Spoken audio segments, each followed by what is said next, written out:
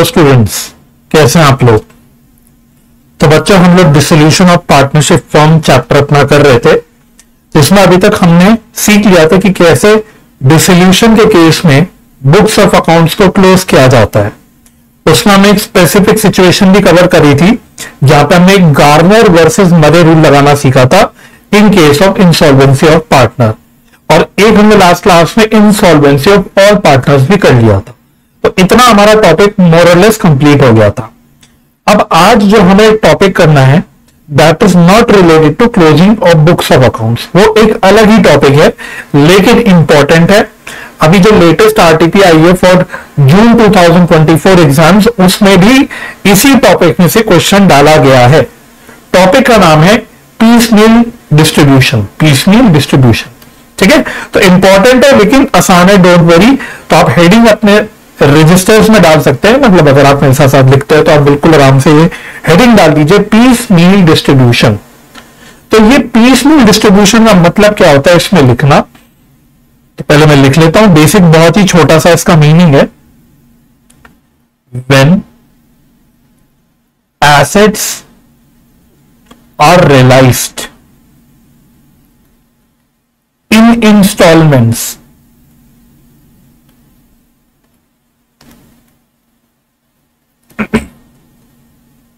over a period of time,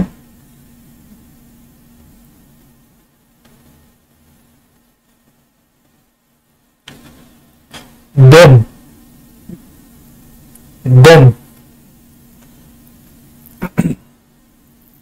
amount realized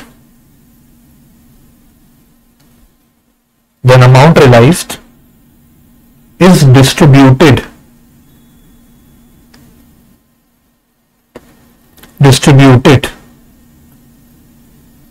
using either of the two methods.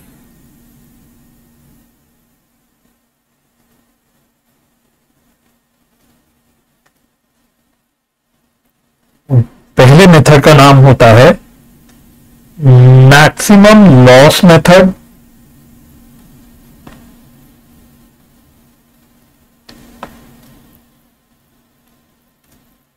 और दूसरे method का नाम होता है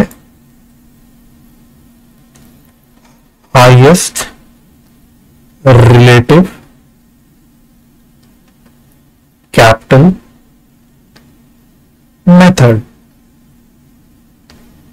हाईएस्ट रिलेटिव कैपिटल मेथड, ठीक है। तो चिंता मत करना, दोनों भी मेथड्स आपको अच्छे से समझ आ जाएंगे, बहुत ही सिंपल है। क्वेश्चंस भी हमारे स्टडी मटेरियल में तुम क्वेश्चन से ही समझेंगे, क्योंकि इसमें एज सच कोई स्पेसिफिक कॉन्सेप्ट नहीं है। क्वेश्चन से क्लियरली समझ आता है कि कैसे कैसे आपको काम करना है। लेकिन पहले मैं मेन चीज बता देता हूं कि ये पीसमील डिस्ट्रीब्यूशन जो हमारा ये टॉपिक है, ये कॉन्सेप्ट है, इसकी एप्लीकेशन कब आती है। तो भाई साहब, इसकी एप्लीकेशन मैं आपको बता दूं, बहुत ही प्रैक्टिकल एप्लीकेशन है। जब भी एसेट्स रियलाइज होते हैं, हमने बोला था डिसोल्यूशन होता है, तो हम क्या करते हैं भाई, हम अपने एसेट्स बेचते हैं, जो भी पैसा मिलता है उससे अपनी लायबिलिटीज एक एक करके चुकता करते हैं, यही करते हैं। अच्छा, अगर आपको याद हो, बिल्कुल फर्स्ट क्लास में हमने एक सेक्शन भी करा था इंडियन पार्टनरशिप एक्ट का, जिसमें हमने एक ऑर्डर ऑफ एप्लीकेशन देखा था कि भाई एसेट जब रियलाइज हो जाता है तो जब उसको डिस्ट्रीब्यूट करते हैं तो किस ऑर्डर में करते हैं। सबसे पहले हम आउटसाइडर्स की लायबिलिटी पे करते हैं, फिर हम पार्टनर्स का लोन पे करते हैं, फिर हम पार्टनर्स का कैपिटल का जो बैलेंस होता है वो पे करते हैं, और उसके बाद फाइनली हम लोग जाके अगर कुछ सरप्लस बच जाता है वो पार्टनर्स के बीच में उनके प्रॉफिट शेयरिंग रेशियो में बांट देते हैं। तो ये हमारा पूरा फ्लो होता है कि भाई एसेट्स रियलाइज करो, और इंडियन पार्टनरशिप एक्ट में जो प्रोविजन है उसके ऑर्डर में उन पैसों को यूज करके अपनी लायबिलिटीज को रीपे करो, ये मेन चीज होती है। अब प्रैक्टिकली स्पीकिंग, रियल लाइफ में अगर आप सोचेंगे, अभी तक के हम जो क्वेश्चंस कर रहे थे वो प्रैक्टिकल नहीं थे, क्योंकि अभी तक हम जितने भी क्वेश्चंस करते थे जिसमें हम रियलाइजेशन अकाउंट वगैरह बनाते थे, उसमें हम एक साथ सारे एसेट्स रियलाइज करते थे, सब पे करते थे। बट रियलिटी में ऐसा होगा बहुत ही कम चांस है। रियलिटी में आपको एसेट्स बेचने में टाइम लगेगा। भाई आपके इतने एसेट्स हैं, लैंड भी है, प्लांट एंड मशीनरी भी है, स्टॉक भी है, बहुत कुछ है। ऐसा पॉसिबल नहीं है आप एक साथ एकदम में सारे एसेट्स बेच दोगे, वो टुकड़ों टुकड़ों में ही बेच पाओगे, क्योंकि टाइम लगता है बेचने में। तो भाई जब एसेट्स धीरे धीरे करके बेच रहे हैं भाई। आज डिसोल्यूशन हुआ, आज कुछ एसेट्स बिके, फिर मे बी 15-20 दिन बाद फिर कुछ और एसेट्स बिके, उसके बाद मे बी और 25-30 दिन बाद और एसेट्स बिके, फिर कुछ दिनों बाद और एसेट्स बिके, टुकड़ों टुकड़ों में मेरे एसेट्स बिके रहे। अब मुझे नहीं पता आज के तारीख पर अगर मैंने थोड़े एसेट्स बेच दिए तो कल मैं कोई और एसेट्स बेच पाऊंगा कि नहीं बेच पाऊंगा। मुझे फ्यूचर भी नहीं पता कि मैं फाइनली टुकड़ों टुकड़ों में कितने एसेट्स बेच पाऊंगा। तो यहां पर जरूरत हो जाती है कि अगर हम इंस्टॉलमेंट्स में टुकड़े टुकड़ों में एसेट्स बेच रहे, तो जो एसेट्स बेच रहे हैं, पैसा आ रहा है, उसको कैसे टुकड़ों टुकड़ों में डिस्ट्रीब्यूट करना है, इसी को बोला जाता है पीस मील डिस्ट्रीब्यूशन।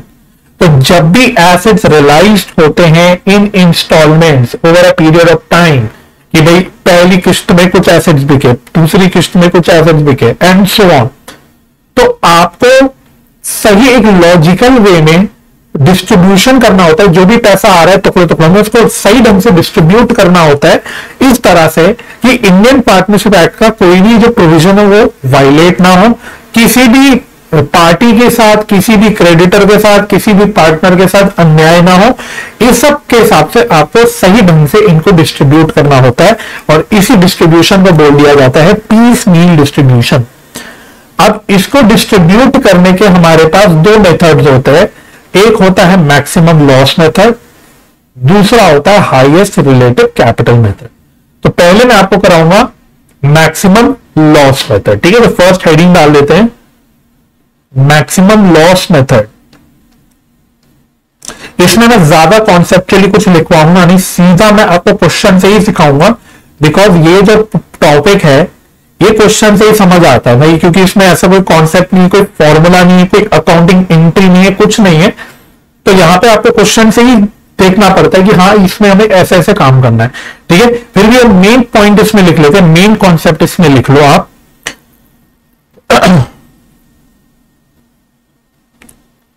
ऐसे लिखो इसमें ईच इंस्टॉलमेंट। अभी मैं कुछ नहीं समझाऊंगा, पहले बोल रहा हूं, ठीक है। अभी मैं सिर्फ मेन पॉइंट लिख रहा हूं, तो मैं डायरेक्ट आपको क्वेश्चन में लेके आऊंगा, वहां से चीजें समझाऊंगा। तो अभी आप पेशेंटली बस लिख लो एक बार, each installment realised is treated as final installment, या फाइनल कैसे लिखो, फाइनल पेमेंट लिख दो। Each installment realised is treated as final payment and balance assets and claims are considered worthless. That is, it is assumed the balance assets will realize nothing, will realize nothing.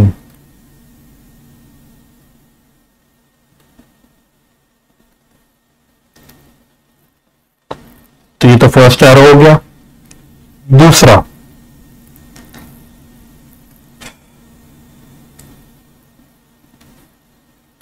partners capital accounts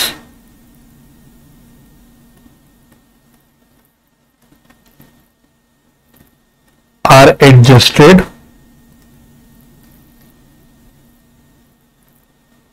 at the time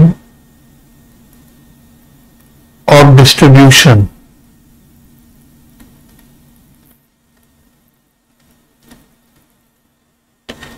in PSR,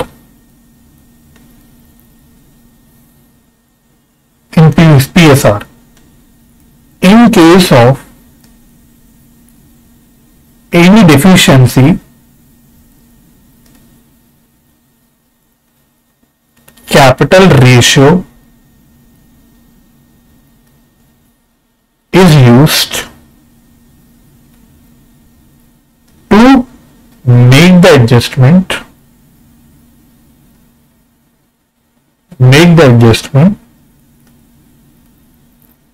of deficiency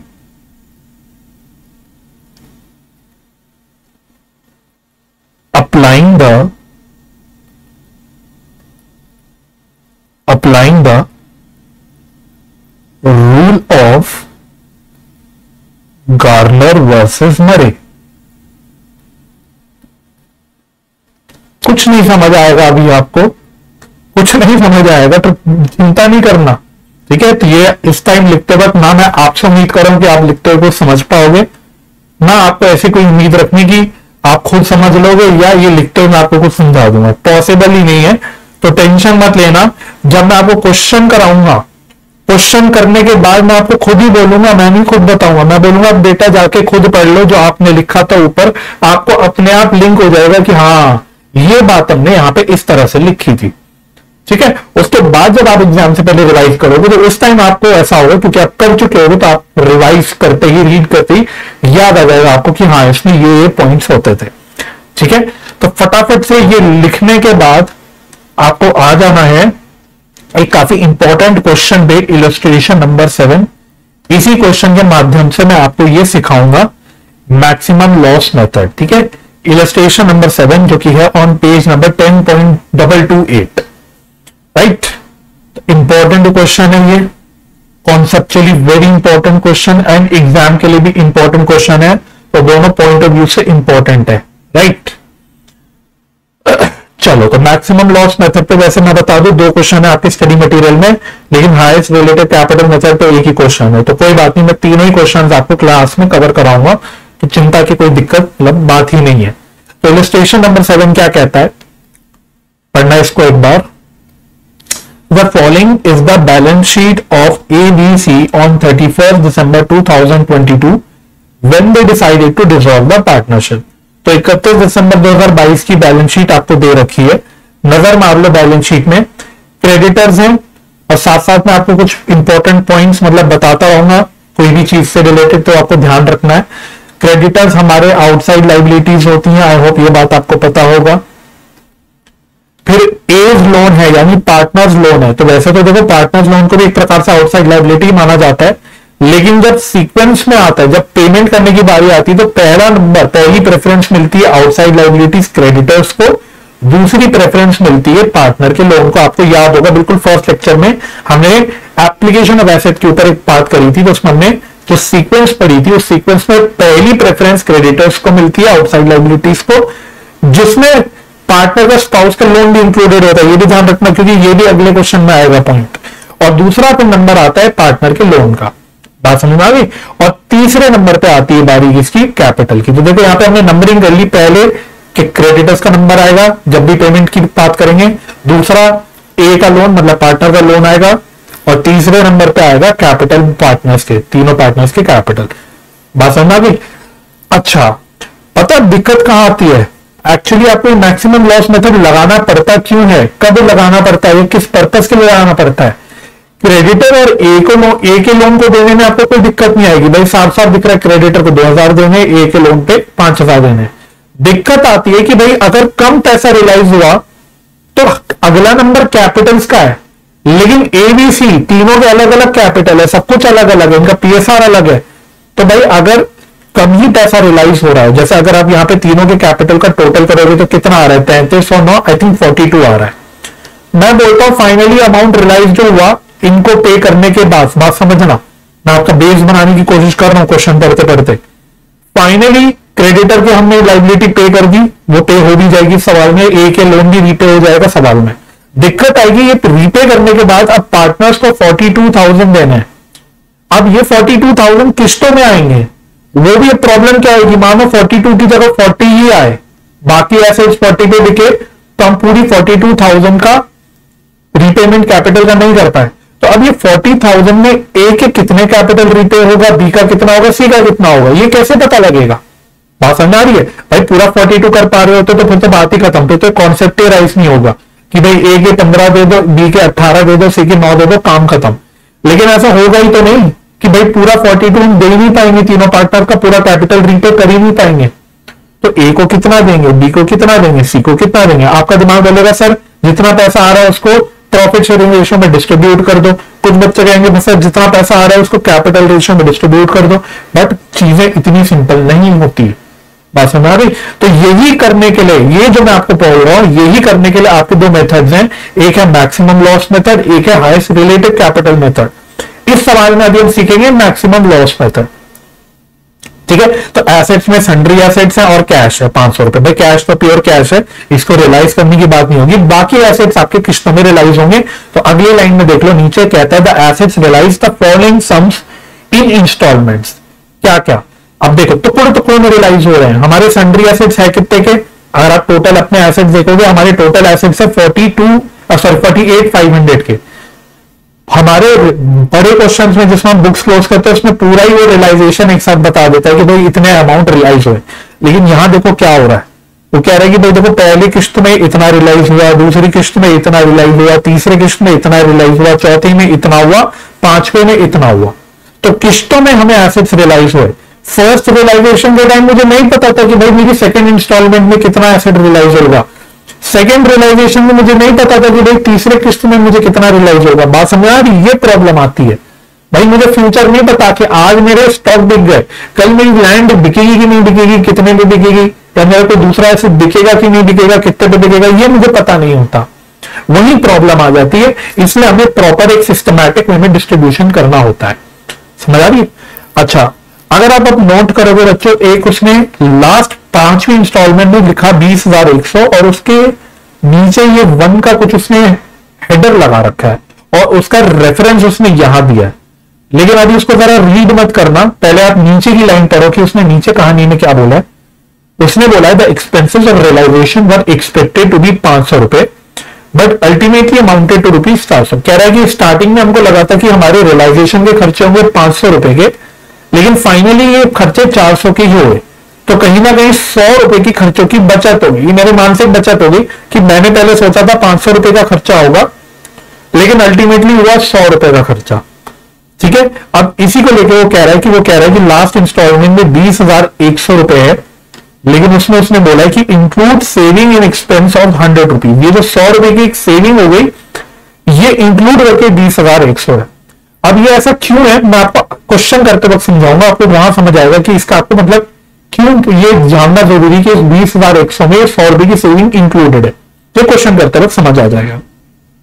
ठीक है, आगे कह रहा है कि show how at each stage the cash received should be distributed between partners.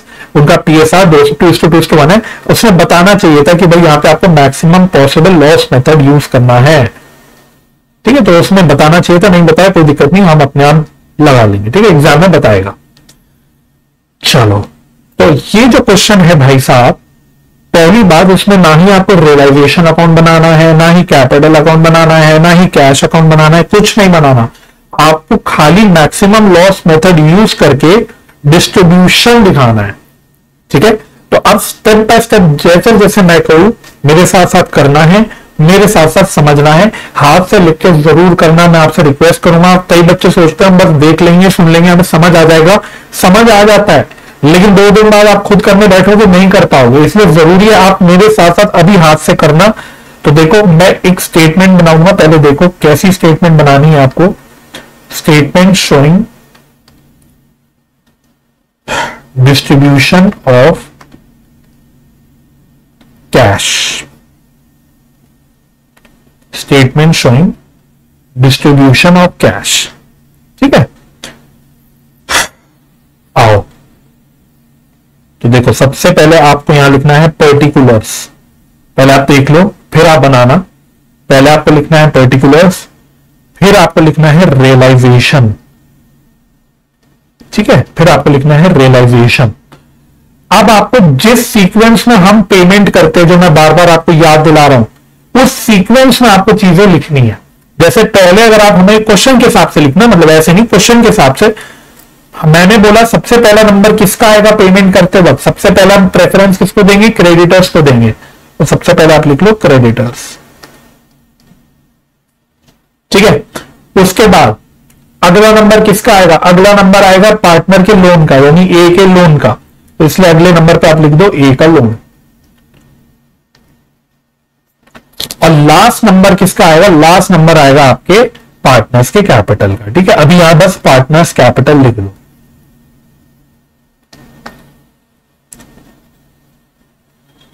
चलो इतना आप कर लो। तो एक पर्टिकुलर्स का कॉलम, एक रियलाइजेशन का column, creditors, as loan and partners capital, ये कॉलम आपको बनाना है। एग्जाम में कोशिश करनी कि टैबुलर फॉर्म में बनाए, पर एटलीस्ट इतना आपको काम करना ही है, राइट। अच्छा, अब हमें टुकड़ों टुकड़ों में, किस्तों में स्टेप बाय स्टेप चलना है। सबसे पहली इंस्टॉलमेंट की बात करेंगे, फर्स्ट इंस्टॉलमेंट। अब यहां थोड़ा सा आपको कॉमन सेंस भी अप्लाई करना है। कॉमन सेंस बहुत जरूरी है। जब भी हम कुछ भी काम कर रहे हैं, हमारा कॉमन सेंस कभी नहीं जाना चाहिए। उसमें बोला भाई पहले, सबसे पहले हमारे एसेट्स रियलाइज हुए 1000 रुपए के। सबसे पहले एसेट्स हमारे रियलाइज हुए 1000 रुपए के। ये इन सन्ड्री एसेट्स में से बोल रहा है कि भाई क्या रियलाइजेशन हो रही है, क्योंकि कैश रियलाइज थोड़ी ना होता। भाई मेरे पास कैश पड़ा है तो इट्स अ प्योर कैश, उसको थोड़ी रियलाइज करोगे। कैश बेच के क्या कैश बेचोगे आप आगे जाके? नहीं, कैश तो ऑलरेडी कैश फॉर्म में। अदर देन कैश है या अदर देन बैंक वाले जो एसेट्स होते हैं, उनको हमको कैश में रियलाइज करना होता है। भाई जो एसेट ऑलरेडी कैश में है उसको क्या रियलाइज करोगे? तो यानी कि पहली किस्त में जब हमने 1000 रुपए बाकी एसेट्स के बिके, प्लस ये 500 रुपए तो पड़े ही थे ना, ये भी तो कैश था, ये भी आप यूज कर सकते हो अपनी लाइबिलिटीज पे करने में। ये 500 रुपए का कैश और ये 1000 रुपए जो पहली इंस्टॉलमेंट से मिला, ये भी आप अपनी लाइबिलिटीज पे करने के लिए यूज कर सकते हो। यानी एसेंशियली स्पीकिंग, सबसे पहली पड़ाव पे, सबसे पहली स्टेज पे मेरे पास कितने का कैश आया? एक 1000 रुपए का कैश इंस्टॉलमेंट्स जब आया, पहली इंस्टॉलमेंट से आया वो आया, प्लस 500 रुपए का ऑलरेडी कैश मेरे पास पड़ा हुआ था। तो टोटल मेरे पास पहली स्टेज पे कितना कैश आया? 1500 रुपए का कैश आया। तो क्या ये कॉमन सेंस हम अप्लाई कर सकते हैं? यस। तो देखो, अब ध्यान से समझना, फर्स्ट इंस्टॉलमेंट, इसको चाहे अंडरलाइन करने की ऐसा जरूरत नहीं है। हमने बोला कि देखो भाई 1000 रुपए का तो इंस्टॉलमेंट रियलाइज हुआ पहली पड़ाव पे, पहली स्टेज पे, प्लस 500 रुपए का तो ऑलरेडी रोकड़ा पड़ा हुआ था, कैश हमारे पास ऑलरेडी पड़ा था। तो टोटल मेरे पास अब 1500 रुपए हो गए। कितने हो गए? 1500 रुपए। लेकिन लेकिन लेकिन अभी हड़बड़ी में कुछ नहीं करना। सबसे पहले हम लोग जितना कैश आता है उसमें से जो भी रियलाइजेशन के खर्चे होने वाले हैं, जो भी डिस्ट्रीब्यूशन से रिलेटेड खर्चे होने वाले हैं, वो हम पहले ही अलग कर देते हैं। सीधी बात है भाई, अगर मैं डिस्ट्रीब्यूशन के खर्चे कर ही नहीं पाऊंगा तो क्या मैं आगे का डिस्ट्रीब्यूशन का प्रोसेस कैरी आउट कर पाऊंगा? सवाल ही नहीं उठता। अभी डिस्ट्रीब्यूशन के खर्चे कुछ भी हो सकता है। हो सकता है मैं किसी एजेंट के थ्रू एसेट बेच रहा हूं, हो सकता है मैं कोई लॉयर वगैरह को हायर कर रहा हूं जो मेरे को लीगल काम करने में हेल्प कर रहा है, कोई भी हो सकता है डिस्ट्रीब्यूशन का खर्चा। तो जब तक ये डिस्ट्रीब्यूशन के जो खर्चे होते हैं मैं यही नहीं करूंगा, मैं आगे की डिस्ट्रीब्यूशन कैरी आउट कर ही नहीं सकता। तो ये तो सबसे पहले, मतलब ये कोई लॉ में नहीं लिखा कि क्रेडिटर से पहले नंबर खर्चों का आएगा, ये कोई लॉ में नहीं लिखा, लेकिन ये सोचने वाली बात है कि मेरी डिस्ट्रीब्यूशन का प्रोसेस ही बिगड़ जाएगा अगर मैं ये खर्चे कर ही नहीं पाऊंगा। ये तो बहुत जरूरी खर्चे हैं। तो क्वेश्चन में बोला था हमारी जब डिस्ट्रीब्यूशन प्रोसेस स्टार्ट हुआ तो हमने माना था कि हमारा 500 रुपए का खर्चा होगा। वो तो बाद में आगे जाके जब फाइनल खर्चा करने के टाइम आया तब हमें 400 का ही खर्चा हुआ, लेकिन स्टार्टिंग में तो मैंने 500 ही सोचा था ना। तो मैं तो जितना खर्चा सोच रहा हूं मैं उतना हटा दूंगा। तो मैं क्या बोलूंगा, समझना बात को, मैं बोलूंगा कि देखो 1000 प्लस 500, मेरे पास 1500 का कैश आ गया, लेकिन मैं पहले ही जो मैं कह रहा हूं वो मेरे डिस्ट्रीब्यूशन का खर्चा होगा, इसमें से अलग करके साइड में रख दूंगा कि भाई 1500 में से 500 रुपए तो मुझे खर्चे के अलग करने, ये तो इसके बिना तो आगे का काम हो ही नहीं सकता। तो इसीलिए मैं क्या करूंगा, मैं रियलाइजेशन के खर्चे साइड में रख दूंगा। तो अब मैं बोलूंगा मेरा फाइनल रियलाइजेशन का अमाउंट कितना आया? 1000 रुपए। अब मेरे पास 1000 रुपए कैश देने के लिए आ गया। अब तक क्या हो गया? अब ये 1000 रुपए मैं कैसे बांटूंगा? अब मैं अपनी लाइबिलिटीज देखना शुरू करूंगा। तो क्रेडिटर्स की लाइबिलिटी कितनी है सर? 2000 रुपए की। तो सबसे पहला नंबर किसका आएगा? क्रेडिटर्स का आएगा ना। तो 2000 देने हैं क्रेडिटर्स को, मेरे पास तो 1000 ही पड़े हैं, तो सबसे पहले मैं किसको दूंगा? ऑब्वियस सी बात है, सबसे पहले मैं अपने क्रेडिटर्स को ही 1000 रुपए दूंगा, पूरा का पूरा, क्योंकि इनको कितने देने हैं? मेरे को 2000 रुपए देने। तो उसमें से मैं 1000 रुपए इस पहली रियलाइजेशन में से 1000 रुपए क्रेडिटर्स को दे दूंगा। इसमें से ए के लोन को कुछ नहीं दिया जाएगा, पार्टनर्स के कैपिटल को कुछ नहीं दिया जाएगा, क्योंकि पहला प्रेफरेंस आता है क्रेडिटर्स का। बात समझ में आई कि नहीं आई भाई साहब? बहुत धीरे धीरे बताया मैंने आपको, ठीक है? नहीं समझ आई तो एक और मौका दूंगा, दूसरी रियलाइजेशन पे आओ, सेकेंड इंस्टॉलमेंट की बात करते हैं। अब सेकेंड इंस्टॉलमेंट हुआ, ठीक है। अब कोई टेंशन नहीं, कैश आ चुका एक बार, ओपनिंग कैश हम ले चुके, खर्चा साइड कर चुके। अब हर बारी नहीं खर्चा साइड करना, खर्चा तो एक ही बार हम मान रहे 500 का होगा, तो ऐसा नहीं कि हर इंस्टॉलमेंट में 500 का खर्चा अलग करना है। अब कुछ नहीं, अब सीधी सीधी रियलाइजेशन पकड़ो कि भाई 3,000 रुपए की इंस्टॉलमेंट अगली उसमें आई, तो सीधा सीधा मैं लिखूंगा कि यहां पे 3,000 रुपए की मेरे पास इंस्टॉलमेंट आई, ठीक है। अब खर्चा नहीं अलग करना, खर्चा हम पहले अलग कर चुके, राइट। अब ये 3,000 का कैसे बंटवारा करोगे? सेकंड किस्त में मेरे पास 3,000 रुपए आए, मेरे आगे खड़ा है क्रेडिटर, मेरे आगे ए का लोन खड़ा है, मेरे आगे पार्टनर्स के कैपिटल खड़े हैं। अब मैं इनको कैसे कैसे दूंगा? तो देखो बड़ी सिंपल है, मैं बोलूंगा यार देखो क्रेडिटर्स को मुझे सबसे पहले 2,000 देने थे, सबसे पहले मुझे क्रेडिटर्स को 2,000 रुपए देने थे, उसमें से मैं 1,000 रुपए दे चुका, लेकिन 1,000 रुपए भी और देने, तो 3,000 में से सबसे पहले तो मैं 1,000 रुपए क्रेडिटर्स के दे दूंगा, सबसे पहले मैं 1,000 रुपए क्रेडिटर्स के दे दूंगा। तो अब क्रेडिटर्स का खाता खत्म, 2,000 रुपए मैं दे चुका क्रेडिटर्स को, उनका नंबर खत्म हो गया। अभी भी 2,000 रुपए बचे हुए हैं, 3,000 में से 1,000 क्रेडिटर्स को दे दिए, तो अभी भी 2,000 बचे हैं। तो अगला किसका नंबर आएगा? कौन आएगा मेरे सामने? ए का लोन आएगा, पार्टनर का लोन आएगा। अब ए के लोन के अगेंस्ट मुझे कितनी पेमेंट करनी थी चेक करो जरा, जा भाई जल्दी से क्वेश्चन पे एक बार। तो 5,000 रुपए में ए के लोन के अगेंस्ट देने, मैं इसको ब्लू से कलर कर देता हूं, ए के लोन के अगेंस्ट हमें 5,000 रुपए देने हैं। उसमें से मैं अभी फिलहाल कितने दे सकता हूं? मैं सर सिर्फ 2,000 ही दे सकता हूं, 5,000 में से 2,000 ही दे सकता हूं, क्योंकि अभी मेरे पास 3,000 की किस्त थी, 1,000 रुपए उसमें से क्रेडिटर्स को पहले पे कर दिए, तो 2,000 ही बचे, तो वही दे सकता हूं। बात खत्म हो गई, ठीक है। तो सेकेंड इंस्टॉलमेंट भी खत्म। अच्छा, थर्ड इंस्टॉलमेंट पे आओ, एक मिनट साइड जाओ भाई।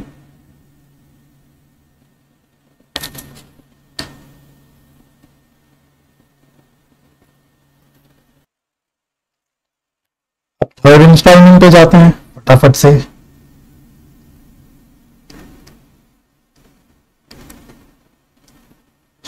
चलिए थर्ड इंस्टॉलमेंट,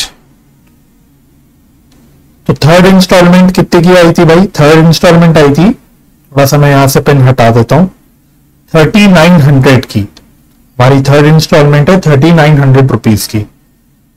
तो यहां लिखते हैं 3,900। अब ये 3,900 का कैसे डिस्ट्रीब्यूशन होगा, इसका बंटवारा कैसे होगा? बहुत सिंपल है, क्रेडिटर्स को तो कुछ नहीं देना, क्रेडिटर्स को कुछ नहीं देना, तो ये तो खत्म हो गया।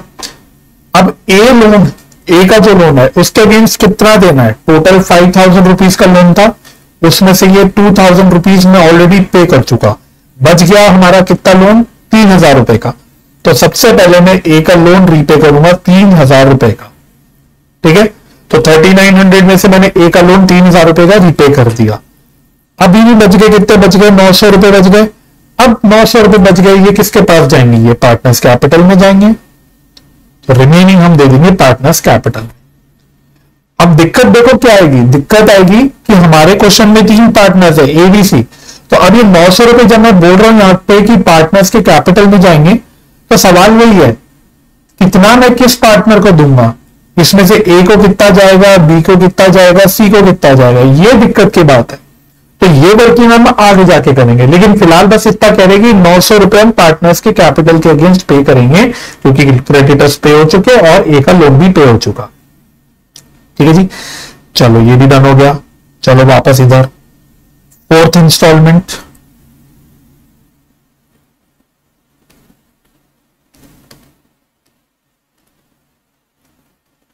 चौथी इंस्टॉलमेंट में कितना पैसा आया? ये रहा 6,000 रुपए, 6,000 रुपीज। अब ये 6,000 रुपीज कैसे कैसे देने हैं हमको? इसमें से हमको अब क्रेडिटर्स को कुछ नहीं देना, ए के लोन के अगेंस्ट कुछ नहीं देना, क्योंकि दोनों खत्म हो चुके। तो ये पूरा का पूरा 6,000 रुपए हम कैपिटल के अगेंस्ट दे देंगे। और वही दिक्कत की बात अभी फिर से आएगी कि इसमें से ए को कितना, बी को कितना, सी को कितना। कोई नहीं, डील कर लेंगे इसको थोड़ी देर में आगे जाके, ठीक है। इसकी कैलकुलेशन अलग से कर लेंगे। Next last instalment, fifth instalment. यहां पे आपको एक पॉइंट मुझे बताना है। अब देखो, उसने फिफ्थ इंस्टॉलमेंट में बोला था 20,100 रुपीज लेकिन उसमें इंक्लूडेड है क्या, 100 रुपए की डिसोल्यूशन के खर्चे की सेविंग, 100 रुपए की सेविंग इसमें इंक्लूडेड है। अगर क्वेश्चन नहीं कहता, अगर क्वेश्चन सिर्फ कहता कि सपोज फॉर एग्जाम्पल यहां से 20,000 रुपए लिख देता, तो आपको अपने आप दिमाग लगाना पड़ता कि यार 20,000 रुपए तो है हमने, लेकिन ऊपर की जब पहली इंस्टॉलमेंट कंसिडर करी थी तो उसमें हमने यहां 500 रुपए का खर्चा माइनस किया था, लेकिन लास्ट इंस्टॉलमेंट पे आते आते तो मुझे पता लग गया ना कि भाई 500 का नहीं भाई 400 का ही खर्चा है, तो 100 रुपए मैंने यार फालतू का खर्चा माइनस ज्यादा का रखा था, वो मुझे वापस लेना पड़ेगा, वो मुझे एड बैक करना पड़ेगा, क्योंकि उतना खर्चा हुआ ही नहीं, मैंने 500 रुपए का कैश साइड में किया था खर्चे के लिए, अब वो 500 रुपए के कैश में से 400 ही खर्च हुए, तो अब 100 रुपए तो बच गए ना वहां पे, तो वो भी तो मैं यूज कर सकता हूं डिस्ट्रीब्यूट करने में। लेकिन अब यहां क्वेश्चन ने क्लैरिफाई कर रखा है कि 20,100 में हमने ऑलरेडी 100 रुपए ऑलरेडी उसमें जोड़ के रखे हैं, जो 100 रुपए की वहां पे बचत हो गई, जो खर्चों की डब्बा था, ड्रॉर था जिसमें खर्चों के लिए मैंने पैसे अलग रखे थे, उसमें 100 रुपए की बचत हो गई, तो वो मैंने ऑलरेडी यहाँ पे इंक्लूड कर दिया, तो अब मुझे कुछ एक्स्ट्रा करने की जरूरत नहीं, मैं पूरा का पूरा 20,100 ले सकता हूं। लेकिन अगर ये क्वेश्चन नहीं करता, नहीं कहता, तो मुझे अपने आप दिमाग लगाना पड़ता है कि भाई जो रियलाइजेशन हुआ उसके अलावा 100 रुपए की खर्चे की जो बचत हुई, अब वो जो 100 रुपए बच गए, उस बचे 100 रुपए में से भी तो मैं डिस्ट्रीब्यूशन कर सकता हूं ना, पसंद आ रही? Yes sir. चलो तो अब इसको कैसे कैसे बांटेंगे, आओ साइड में आ जाओ। तो फिर से वही बात है, क्रेडिटर्स को कुछ नहीं देना, लोन के अगेंस्ट कुछ नहीं देना, सीधा सीधा सारा का सारा हमको दे देना है पार्टनर्स कैपिटल पे। लड़ाई वही होगी भाई कि ए को कितना देंगे, बी को कितना देंगे, सी को कितना देंगे, वो लड़ाई हम थोड़ी देर में सुलझा देंगे। ठीक है, चलो तो टोटलिंग कर ले, फटाफट से टोटल मारो, टोटल टोटल टोटल सारे कॉलम्स का टोटल कर लो। 1 मिनट, चलिए इधर आ जाओ, एक एक करके टोटल कर लेते हैं। तो पहले रियलाइजेशन का टोटल कितना है, ये मैच भी करेगा आपका, तो रियलाइजेशन का टोटल यहीं से चेक कर लो भाई, यहीं हमने टोटल कर रखा है, नहीं सॉरी वहां से नहीं हो पाएगा, तो इसका टोटल कितना है 4 प्लस 3900 प्लस 26,100, तो टोटल आ रहा है 34,000। और इसको आप ऐसे पहले पता कहां से कर सकते हो, इससे, ये रहा, ये 34,000 के बराबर ही है, आ गया। ठीक है, अच्छा क्रेडिटर्स को टोटल कितने पे करे, 2,000 रुपए पे करे, इसमें से ए के लोन के अगेंस्ट हमने टोटल कितने पे करे, इसके लोन के अगेंस्ट हमने 5,000 पे करे, है ना, इतने की क्रेडिटर्स थे, इतने के लोन थे, ये पूरा हमने पे कर दिया, और बैलेंस हमने पार्टनर्स के कैपिटल के अगेंस्ट बांट दिए। 1 मिनट साइड आ जाएंगे, बैलेंस हमने पार्टनर्स के कैपिटल के अगेंस्ट बांट दिए।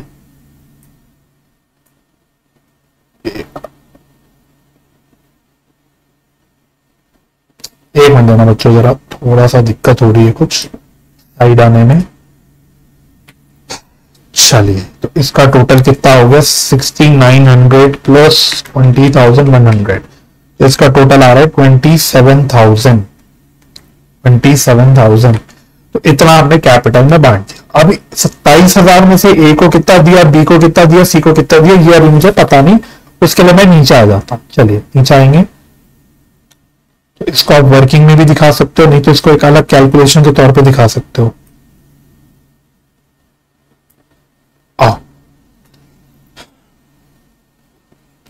अगला स्टेटमेंट बनाते हैं, statement showing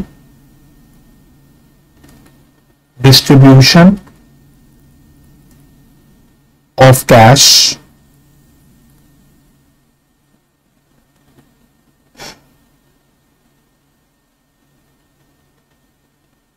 in partners capital.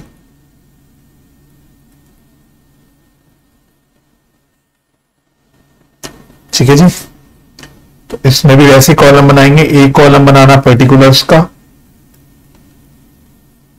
एक कॉलम बनाना टोटल का, एक कॉलम बनाना ए का, एक कॉलम बनाना बी का, एक कॉलम बनाना सी का। ठीक है, हमारे कॉलम बन गए। अच्छा, सबसे पहले तो बैलेंस देख लो भाई, कितना कैपिटल का बैलेंस है।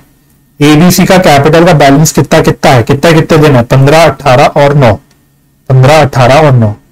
तो ए का 15 देना है, बी का 18 देना है, सी का 9 देना है। तो टोटल मिला के तीनों के कैपिटल मिला के मुझे कितने देने हैं, 42,000। 42,000 यहां तक हमको देने हैं। ठीक है, अच्छा पार्टनर्स के बीच का प्रॉफिट शेयरिंग रेशियो कितना है ये भी ध्यान रखना। मैं यहां कहीं लिख देता हूं ऊपर, अभी 2:2:1 देख लेना। प्रॉफिट शेयरिंग रेशियो हमारा है 2:2:1। यहां पे उसने नीचे दिया था, देखो अगर यहां देखोगे 2:2:1 का हमारा प्रॉफिट शेयरिंग रेशियो, क्योंकि इसका यूज होगा इसलिए मैं यहां पे आपको बता रहा हूं। अब देखो क्या होगा, पार्टनर्स के बीच में बंटवारे की बात कब आई थी? पहली 2 इंस्टॉलमेंट में तो हमने कुछ दिया ही नहीं थी पार्टनर्स को, क्रेडिटर्स और ए के लोन निकालने में ही खत्म हो गए थे पैसे। थर्ड इंस्टॉलमेंट जब आई थी तब पार्टनर का नंबर आया था। तो थर्ड इंस्टॉलमेंट में अगर चेक करो कितना दिया था हमने, थर्ड इंस्टॉलमेंट में हमने 900 रुपए दिया था। थर्ड इंस्टॉलमेंट में हमने पार्टनर्स के कैपिटल को कितना दिया था? 900 दिया था। अब ये 900 रुपए का बंटवारा आपको करना है कि कितना कितना किसको दिया जाएगा, ए बी सी को कितना दिया जाएगा। ठीक है, चलो नीचे आओ जरा।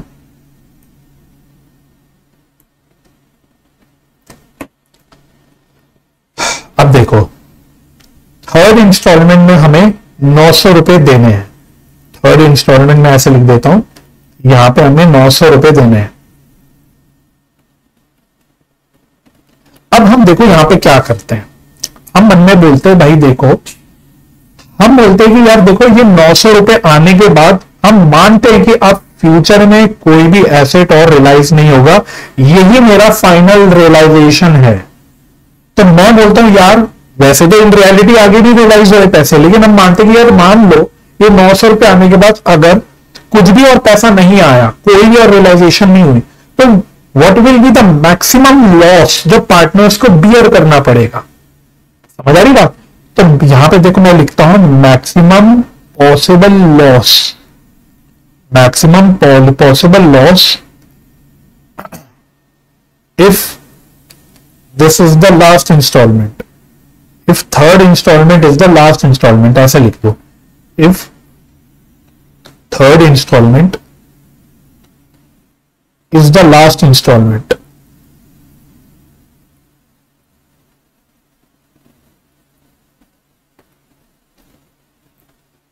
तो समझ आ रही है ना, क्या हम प्रूडेंट वे में सोच रहे हैं। हम मान रहे कि मान लो ये 900 रुपए बांटने के बाद अब आगे चौथी पांचवी को इंस्टॉलमेंट इन रियलिटी होगी नहीं, तो मैं सोच रहा हूं कि कितना ज्यादा ज्यादा लॉस होगा पार्टनर्स को। तो खुद सोचो कितना होगा पार्टनर्स को। टोटल देने हमें कितने 42,000 रुपीज देने, उसमें से मैं उनको सिर्फ 900 रुपए ही दे पा रहा हूं, क्योंकि मैं बोल रहा हूं कि यही फाइनल अमाउंट है, इसके बाद कोई भी एसेट रियलाइज नहीं होने वाला, बाकी सारे एसेट बेकार हो जाएंगे। तो कितना मेरा मैक्सिमम लॉस हो जाएगा? 41,100, 41,100।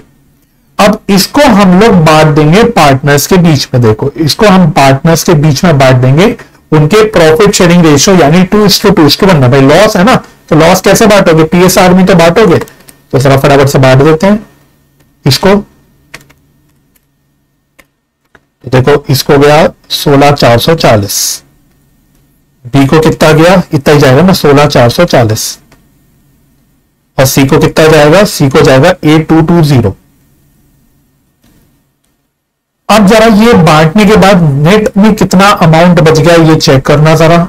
तो यहां तो देखो वही प्लस 900 बच गया मतलब सॉरी, इसका जो बच गया माइनस में कुछ बच रहा है। कितना बच रहा है? 1440 है ना, इतना ही बच रहा है ना 1440, वही नेगेटिव फिगर बच रही है 1440। इसकी कितनी बच रही है? पॉजिटिव में बच रही है 16,440, 1560, और इसकी कितनी बच रही है? 780। ये दोनों का प्लस में बच रहा है। ठीक है, यहां तक ओके। अब देखो एक पार्टनर की फिगर यहां पे माइनस में आ रही है। कैसे माइनस में आ रही है? बेसिकली हम बोल रहे हैं यार उसके देने थे कैपिटल के 15,000 रुपए, लेकिन उसमें से 16,440 तुमने लॉस ही दे दिए। तो अब एक प्रकार से फर्म कह रही है, अभी नोशनली कह रही है कि ए भाई तुम्हें 1440 रुपए लाने हैं, क्योंकि तुम्हारा कैपिटल 15,000 का है, लेकिन लॉस 16,440 का है तुम्हारा हिस्सा, है ना। 15,000 के कैपिटल के अगेंस्ट तुम्हारे हिस्से का लॉस है 16,440। तुम्हें तो नहीं ये 1440 रुपए लाने पड़ेंगे घर से, ये नोशनली कहे जा रहा है। ठीक है, तो ये अमाउंट पता है क्या? ये है ए की डेफिशिएंसी। डेफिशिएंसी हम बोल रहे भाई अगर फाइनल अमाउंट इतना ही हुआ, अगर फाइनल अमाउंट इतना ही हुआ, फाइनल लॉस इतना हुआ, इसके आगे कोई एसेट रियलाइज नहीं होगा, तो ए की डेफिशिएंसी इतनी हो जाएगी। लेकिन ये तो अगर मगर वाली बात है ना, रियलिटी में थोड़ी ऐसा हो रहा है, रियलिटी में नहीं हो रहा है ऐसा, हम सोच रहे हैं सिर्फ ऐसा। तो रियलिटी में ए डेफिशिएंसी थोड़ी लेके आएगा, ये बोलेगा मैं क्यों लेके आऊं डेफिशिएंसी, अभी बाकी बेचो एसेट, मैं नहीं लाऊंगा। तो रियलिटी में वो 1440 की डेफिशिएंसी लेके नहीं आएगा, ये सिर्फ नोशनली हम कह रहे हैं कि मैक्सिमम अगर 41,100 का लॉस होगा तो इतनी डेफिशिएंसी एक ही आएगी। तो अब अगर ए डेफिशिएंसी नहीं ला पा रहा या नहीं ला रहा, जो कि नहीं भी लाएगा, वो बेवकूफ नहीं है, तो क्या हमारे पास विकल्प बच गया? अब इस डेफिशिएंसी के एडजस्टमेंट कैसे करेंगे? फिर अब हमारे पास एक ही विकल्प बचता है, हम बोलते हैं अब तो भाई हमें गार्नर वर्सेस मरे रूल लगाना पड़ेगा, क्योंकि गार्नर वर्सेस मरे रूल में भी यही तो होता था कि भाई एक पार्टनर इंसॉल्वेंट हो जाता था, जिसकी वजह से वो अपनी डेफिशिएंसी ला नहीं पाता था, तो रिमेनिंग पार्टनर अपने कैपिटल रेशियो में उसको क्लियर करते थे। यहां भी कुछ ऐसा ही हो रहा है, हालांकि यहाँ ये वैसे इंसॉल्वेंट नहीं हो रहा, लेकिन वो लाएगा नहीं डेफिशिएंसी का अमाउंट, तो हम क्या लगाते हैं, हम गार्नर वाले वर्सेस मरे रूल लगा के एडजस्टमेंट करते हैं। तो लिखो adjustment of deficiency of A in which ratio, capital ratio. तो देखो फटाफट से बी और सी का कैपिटल रेशियो कितना है, बी और सी का कैपिटल रेशियो ये रहा 18:9, दैट इज 2:1। इनका कैपिटल रेशियो है 2:1, तो in capital ratio that is 2:1, that is 2:1। ठीक है, तो ये कैपिटल रेशियो में हम लोग बांट देंगे 2:1 में। तो कर लो इसकी भी एडजस्टमेंट। तो देखो कैसे एडजस्टमेंट होगी इसकी, ये 1440 प्लस हो गया वापस माइनस से, और बाकियों में ये माइनस हो जाएगा, बाकियों में माइनस हो जाएगा। तो बांट लो जरा 1440 को 2:1 में, तो ये आ रहा है 960, ये आ रहा है 480। अब कितना अमाउंट बच गया, अब कितना अमाउंट बच गया भाई, इसका 0 हो गया, इसका कितना बच गया, आई थिंक इसका 600 बचेगा मेरे ख्याल से, इसका 600 बचेगा, है ना, 600 इसका बच रहा है और इसका 300 बच रहा है। तो इसका मतलब भाई मैं इसको किस ग्रीन पेन से कलर कर लेता हूं। पहली इंस्टॉलमेंट, मतलब ये जो 900 रुपए का अमाउंट है जो तीसरे इंस्टॉलमेंट में बांटा जा रहा है पार्टनर्स के बीच में, ये कैसे कैसे बांटा जाएगा, ए को कुछ नहीं मिलेगा, बी को 600 मिलेगा, सी को 300 रुपए मिलेगा, ये फंडा होता है, समझ आ गई। तो ये हो गया हमारा थर्ड इंस्टॉलमेंट के बाद, this is the after third instalment, बात समझ में आ गई। अच्छा, इसी प्रकार से फोर्थ इंस्टॉलमेंट कितनी थी, फोर्थ इंस्टॉलमेंट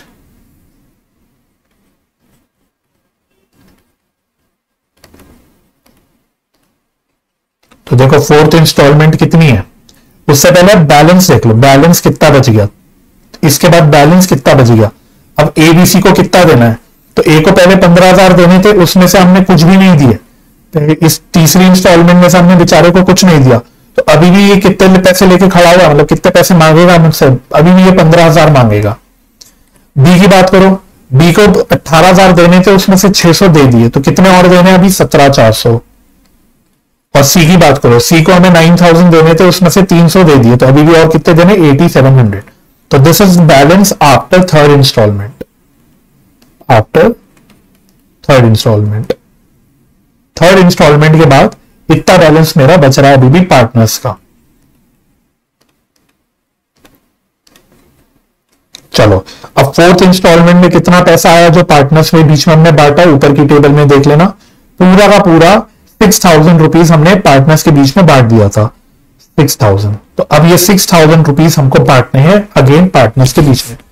फिर से वही फंडा है, आप मैक्सिमम पॉसिबल लॉस देखो। अब आप बोलो अच्छा ठीक है, बहुत अच्छी बात है, 6,000 रुपए आ गए ना, अगर अब ये 6,000 रुपए मेरा फाइनल इंस्टॉलमेंट हुआ, इसके बाद कोई पैसा रियलाइज नहीं होगा, तो अब पार्टनर्स को कितना टोटल लॉस बियर करना पड़ेगा। तो पहले इसका जरा टोटल देख लो कितना आ रहा है, ये बैलेंस का टोटल आ रहा है 41,100, राइट।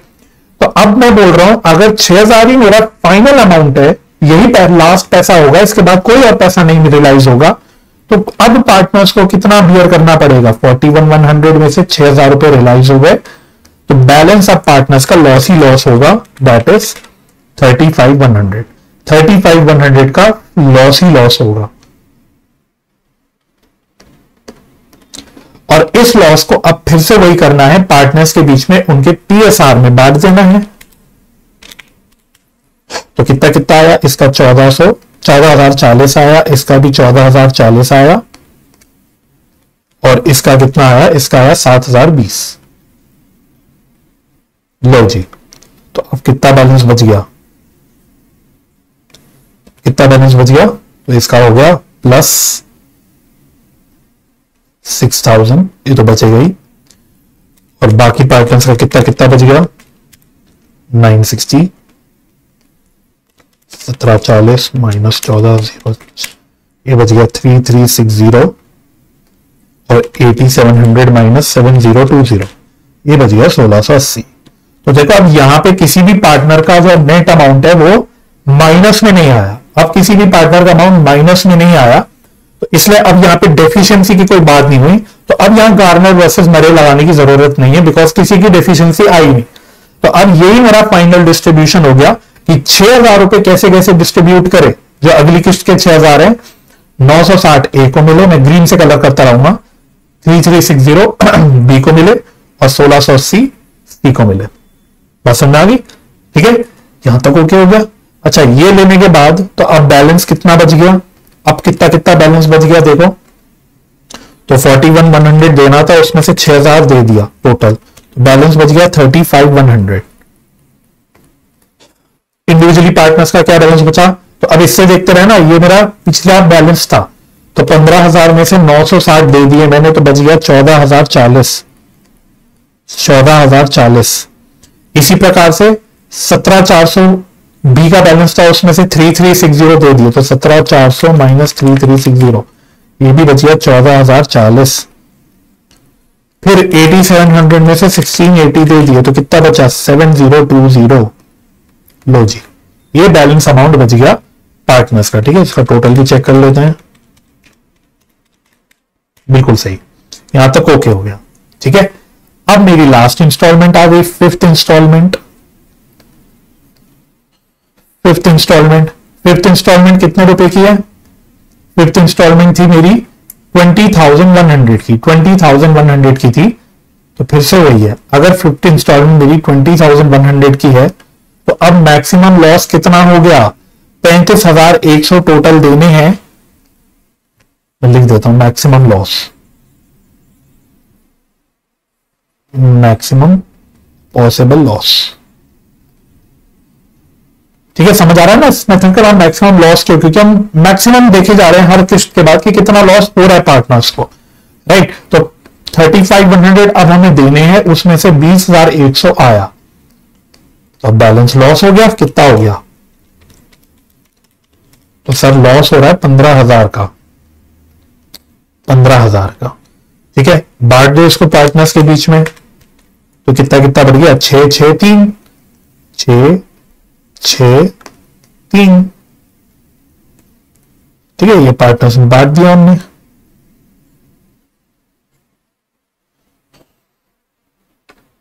तो अब कितना बच गया, यहां बच गया 20,100। ठीक है, कितना कितना अमाउंट अभी तीनों का बच गया, ये बच गया 14,040 माइनस 6,000, 8040, 14,040 माइनस 6,000, तो ये इतना आएगा 8040 तो आएगा, कमाल करते हैं। और ये 4020 आएगा। ठीक है, तो ये कुछ नहीं हुआ, अल्टीमेटली हमने लास्ट 5वीं किस्त में इतना इतना पैसा तीनों पार्टनर्स को दे दिया।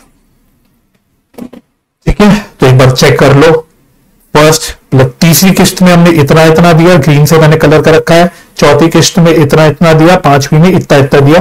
तो एक समरी बना लें क्या, एक समरी बना लो फटाफट से। देखो अब समरी क्या है, समरी आप चाहो तो बना सकते हो, नहीं चाहो तो नहीं भी बना सकते, बना लो तो बेटर रहता ताकि क्लियर रहे। समरी क्या हो गई, समरी हो गई कि कैपिटल बैलेंस कितने कितने मुझे देने थे तीनों पार्टनर्स के, ए बी सी के तीनों पार्टनर्स के मुझे कितने कितने बैलेंस देने थे, जो ऊपर मैंने लिखा था ये 42 15 18 9। तो टोटल 42 था, जिसमें से ए का 15 था, बी का 18 था, सी का 9 था, ये मुझे टोटल देने थे। ठीक है, अब कितने दे दिए मैंने, कितने दे दिए, अमाउंट पेड। तो जो ग्रीन से मैंने कलर किया वो मैंने सब दिया। तो एक ही बात करो, यहां कुछ नहीं दिया था, यहां 960 दिया, यहां 8040 दिया, तो टोटल कितना दिया मैंने 9,000 रुपए दे दिए, 9,000 रुपए दे दिए। इसी प्रकार से बी का देखो, तीसरी किस्त में 600 दिए, दूसरी में 3360 दिया, और लास्ट किस्त में कितना दिया 8040 दिया। तो टोटल मैंने 12,000 दिया, राइट। अच्छा, सी की बात करो, 300 हमने इस किस्त में दिए थे, अगली किस्त में 1680 दिए थे, अगली किस्त में कितने दिए थे 4020 दिए थे।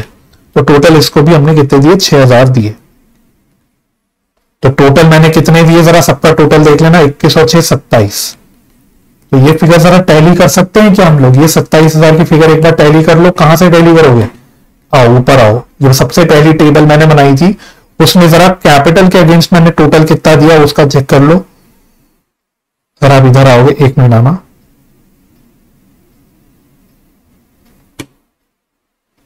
मैं इधर आऊं, अरे आजा भाई, इधर आना जरा। तो देखो कैपिटल के अगेंस्ट मैंने कितना दिया 27,000 दिया। ठीक है, तो वो हमें पता लग गया कि हमने 27,000 में से कितना कितना किस पार्टनर को टोटल दिया है। अब मेरे पास एक फिगर आ गई कि मैंने कैसे कैसे कितने पार्टनर को कितना दिया। तो 27 में से ए 9 को दिया है, ए को 9 दिया है, बी को 12 दिया है, सी को 6 दिया है। तो कितना नहीं दे पाया बेचारे पार्टनर्स को, बेचारे नादान पार्टनर्स को हम कितना नहीं दे पाए। तो 27 टोटल देने थे, उसमें से 42 देने थे, 27 दे दिए, तो कितने नहीं दे पाए 15,000 नहीं दे पाए। 6,000 रुपए ए के नहीं दे पाए, 6,000 रुपए बी के नहीं दे पाए, 3,000 रुपए सी के नहीं दे पाए। तो ये क्या हो गया, ये पार्टनर्स का लॉस हो गया, ये पार्टनर्स का लॉस हो गया। और ये पता है कौन सा लॉस है, ये रियलाइजेशन का लॉस है। अभी मैं आपको टैली भी करा दूंगा, आप रियलाइजेशन अकाउंट में जो बनाते हो उसमें लॉस नहीं निकालते, ये वही लॉस है 15,000 का। और उसको आप देखो पीएसआर में बांटते तो ये अल्टीमेटली पीएसआर में ही बट रहा है, 2:2:1 में बट रहा है ये फाइनल नंबर। भी खूबसूरती है। ठीक है, टैली करना चाहोगे, देखो मैं टैली करा देता हूं, आ जाओ क्वेश्चन में आके टैली कर लेते। जरा एग्जाम में नहीं करना, ये क्वेश्चन हमारा वैसे समाप्त हो गया है। ठीक है, क्वेश्चन इतना ही हमारा। अब मैं आपको सिर्फ वेरिफिकेशन करा रहा हूं, ब्लू पेन से लिख लेता हूं, verification of loss, verification of loss.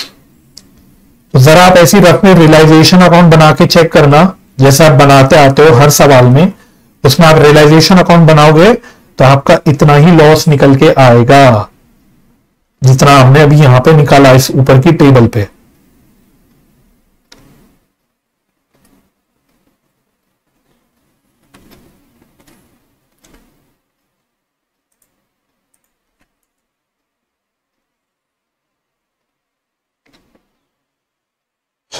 ठीक है, तो देखो हम क्या करते हैं, पहले हम यहां पे सन्ड्री एसेट्स को ट्रांसफर करते हैं। तो मैं ऐसे ही टोटल में कर रहा हूं, फटाफट वाला काम करना है। तो टोटल सन्ड्री एसेट्स हमें 48,500 यहां पे ट्रांसफर करने होते हैं। फिर हम लाइबिलिटीज को ट्रांसफर करते हैं, तो बाय लाइबिलिटीज, मतलब यहां तो क्रेडिटर्स ही लाइबिलिटीज के नाम पे, कितने क्रेडिटर्स 2,000 की, ये हम ट्रांसफर करते हैं। इधर हम लिखते हैं by bank realisation, by bank, ये हम सारी रियलाइजेशन लिखते हैं एसेट्स की। तो एसेट्स की टोटल कितनी रियलाइजेशन हुई थी भाई, 34,000 रुपए की मेरे, है ना। टोटल यहां से चेक करो 34,000 रुपए, 34,000 की रियलाइजेशन हुई थी। पेमेंट यहां हम लिखते हैं टू बैंक पेमेंट, हमने क्रेडिटर्स 2,000 रुपए के पे करे, खत्म हो गया। जरा लॉस चेक करना कितना बच रहा है। अच्छा नहीं, एक चीज और है, एक्सपेंसेस, टू एक्सपेंसेस। और एक बात और है, ये 34,000 नहीं होगा, 34,000 थोड़ी होगा, कैसे हो जाएगा 34,000, कैसी बात करते हो सर, 34,000 नहीं होगा ये। 34,000 तो इसका टोटल है, इसमें से ये 100 रुपए तो सेविंग है ना। एक्चुअल में कितना पैसा है, ऐसे बिके कितने के, 100 रुपए की तो खर्चों की सेविंग है, 100 रुपए तो खर्चों की सेविंग है। एक्चुअली में कितने बिके हैं 33,900 ही तो रियलाइज हुए हैं, 34,000 माइनस 33,900, तो ये कितना आ रहा है सॉरी -100, ये -100 होगा। तो हमें एक्चुअली में 33,900 ही रियलाइज हुए हैं। और इसके अलावा एक्सपेंसेस कितने रुपए के खर्चे हुए सर? 400 रुपए के। 500 हमने अनुमान लगाए थे, लेकिन एक्चुअल खर्चे हुए हैं 400 रुपए के। अब जरा लॉस चेक कर लो कितना बच रहा है। 48,500 प्लस 2,000 प्लस 400, तो देखो अकाउंट का इधर का टोटल आ रहा है 50,900।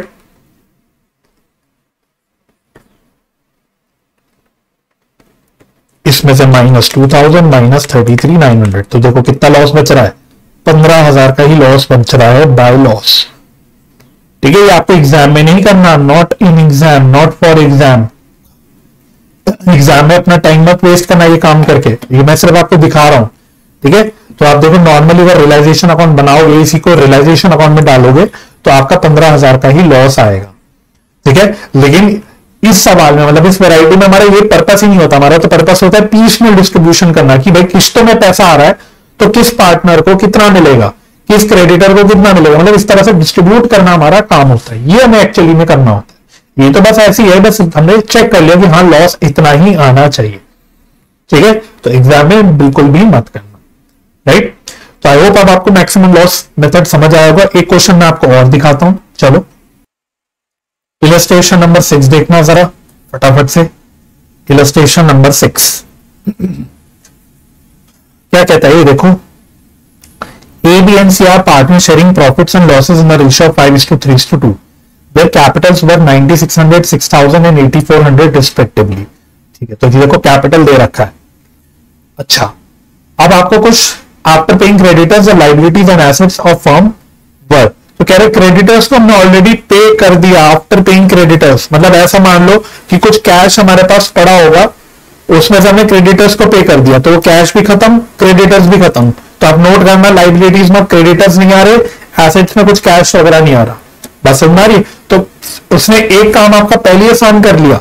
पिछले क्वेश्चन में क्रेडिटर्स को पे करना पड़ा था पहले नंबर पे, वो उसने ऑलरेडी पे कर दिया, आपको वो करने की जरूरत ही नहीं बची। तो उसने वो मान लो पहली पे हो गए। उसके बाद क्या लाइबिलिटी बची? Spouses of partners. तरीके ये लो, स्पाउसेस ऑफ पार्टनर्स का liability for interest on loan, मतलब ये कुछ स्पाउस ऑफ पार्टनर्स की कुछ लाइबिलिटी है, तो this is again outside liability. और फिर पार्टनर का लोन है, तो ये पार्टनर्स लोन हो गया। ठीक है, तो अब क्या नंबरिंग होगी, मतलब पहला प्रेफरेंस किसको दिया जाएगा? पहला प्रेफरेंस दिया जाएगा स्पाउस के लोन को, दूसरा प्रेफरेंस दिया जाएगा पार्टनर के लोन को, और तीसरा प्रेफरेंस दिया जाएगा जो ऊपर दे रखा है पार्टनर्स के कैपिटल। सिंपल। एसेट्स इन्वेस्टमेंट इतने हैं, फर्नीचर इतने हैं, मशीनरी इतनी है, स्टॉक इतने हैं। अब कह रहे हैं assets realised in full in the order in which they are listed above, B is instalment. कह रहे हैं भाई जिस ऑर्डर में ऊपर एसेट्स हमने दे रखे हैं, मान लो इसी ऑर्डर में एसेट्स रियलाइज हो, इसका मतलब ये रही मेरी पहली किस्त, ये मेरी दूसरी किस्त, ये रही मेरी तीसरी किस्त, ये मेरी चौथी किस्त। ये लो इंस्टॉलमेंट्स बना ली हमने। पहली इन्वेस्टमेंट बिके 1000 के, दूसरे में फर्नीचर बिके 2000 के, मशीनरी बिकी तीसरे में 1200 पे, और स्टॉक बिका चौथे पे 4000 पे। तो ये मेरी इंस्टॉलमेंट्स बन गई। इसके अलावा भी इंस्टॉलमेंट हो गया, कोई दिक्कत नहीं भाई, मतलब उसका ज्यादा ऐसा कोई लेना देना है नहीं। You are required to prepare a statement showing the distribution of cash as and when available, applying the maximum possible loss procedure. ठीक है, तो देखो यहाँ क्वेश्चन ने क्लियरली बता दिया कि आपको मैक्सिमम पॉसिबल लॉस लगाना है। कर सकते हैं कि हम लोग, वैसे नहीं होमवर्क में देना चाहिए आपको ये, बट फिर भी मैं आपको करा रहा हूं, क्योंकि कुछ बच्चे फिर लिखते हैं सर सारे क्वेश्चन करवाना, कोई भी क्वेश्चन छुड़वाना मत, सारे क्वेश्चन सर कराना स्टडी मटेरियल के हमको। तो इसलिए मैं फिर चलो करा ही देता हूं, क्योंकि कुछ नया सा भी एक तो ये हो सकता है आपको हजम ना हुआ है, तो इसलिए हम लोग ये करा लेते हैं। ठीक है, तो पर्टिकुलर्स हो गया। यहां कैसे लिख दे, फिर क्या लिखेंगे? रियलाइजेशन लिखेंगे।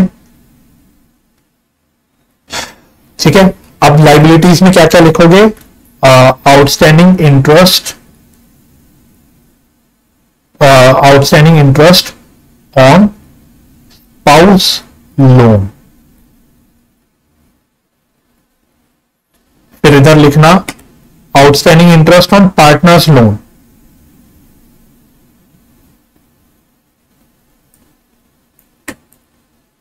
Outstanding interest on partners loan.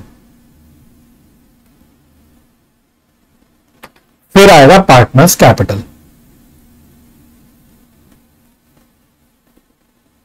और पार्टनर्स कैपिटल के बीच में बंटवारा हम लोग वही जैसे पिछले सवाल में नीचे करके दिखा दिया था वैसे करके दिखा देंगे। ठीक है, आप यहां पे भी इसी टेबल में घुसेड़ सकते हो, लेकिन वो खिचड़ी ज्यादा हो जाएगी, कंफ्यूजन हो जाएगी आपके लिए, मतलब कंफ्यूजिंग हो जाएगा, इसलिए बेटर है कि उसको हम अलग से दिखा देंगे। ठीक है, तो शुरू करें, वही सेम काम करना। अच्छा, इस सवाल में अच्छी बात क्या है, कोई खर्चों वर्चों का चक्कर ही खत्म हो गया। इस सवाल में सीधी सीधी इंस्टॉलमेंट्स आ रही है, उसको सीधा सीधा आपको बांटना है। चलो, तो फर्स्ट है सेल ऑफ इन्वेस्टमेंट 1000। आओ, तो पहले नंबर पे सेल ऑफ इन्वेस्टमेंट, सॉरी यहां नहीं लिखना था, उसको थोड़ा साइड में ही लिखना है। थोड़ी सी ना बच्चों बुरा मत, मतलब आप थोड़ा सा मुझे माफ कर देना, मेरे कुछ कर्सर का इश्यू हो गया, क्लास की रिकॉर्डिंग के बीच में कुछ इश्यू हो गया, आपको मेरे ख्याल से कुछ फील भी हुआ होगा, बीच में कर्सर की कुछ इश्यू हो गया मेरा रिकॉर्डिंग के बीच। अब मैं रिकॉर्डिंग रोकना नहीं चाह रहा था, तो अब मैं जैसे तैसे मैनेज कर रहा हूं।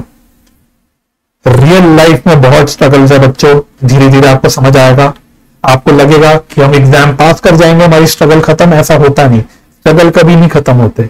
तो रिकॉर्डिंग के बीच में इतनी अच्छी रिकॉर्डिंग मेरी चल रही थी आज की, लेकिन बीच में मेरे कर्सर ने कुछ इशू कर दिया, तो इसलिए मुझे थोड़ा इशू हो रहा है। ठीक है, तो प्लीज बच्चों अगर आपको थोड़ी लैग फील हो रहा होगा, मैं बीच बीच में अटक रहा हूं इधर उधर करने में, तो वो मेरी गड़बड़ है, मैं कुछ कर नहीं सकता, वो मेरे कर्सर का इशू हो गया है।